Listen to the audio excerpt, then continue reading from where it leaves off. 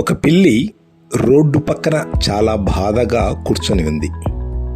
మరొక పిల్లి దగ్గరకు వచ్చి అడిగింది, స్నేహితురాలా, ఎందుకు ఇంతగా బాధపడుతున్నావు? అప్పుడు ఆ పిల్లి కన్నీళ్లతో ఇలా చెప్పింది, కొన్ని రోజుల క్రితము నా స్నేహితురాలు నా దగ్గరకు వచ్చింది. మా బంధువుల పెళ్లికి వెళ్ళాలి, ఫంక్షన్కి అటెండ్ కావాలి, నా దగ్గర బంగారం లేదు, నీ బంగారం ఇస్తావా అని అడిగింది. ఆమె పరిస్థితి చూసి నాకు చాలా జాలి వేసింది. ఆమెను నమ్మి నా బంగారం ఇచ్చాను. ఆమె మాట ఇచ్చింది పెళ్ళి అయిపోతానే వెంటనే తిరిగి ఇస్తాను అని. కానీ పెళ్ళి అయిపోయింది, రోజులు గడిచిపోయాయి.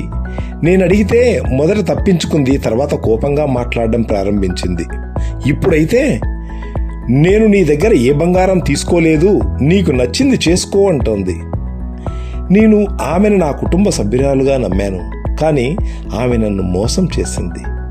అది విన్న రెండో పిల్లి కొద్దిసేపు మౌనంగా ఉండి ఇలా చెప్పింది, ఈ రోజుల్లో కొందరు అవసరం ఉన్నప్పుడు ప్రేమగా మాట్లాడతారు, అవసరం తీరిన తర్వాత మారిపోతారు.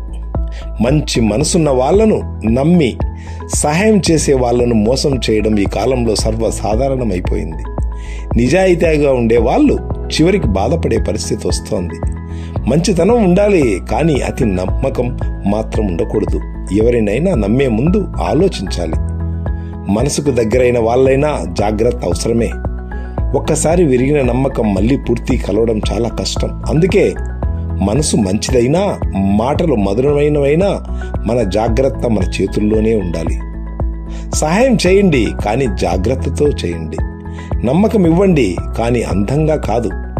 ఈ రోజుల్లో మంచి మనసున్న వాళ్ళు మోసపోకుండా ఉండాలంటే దయతో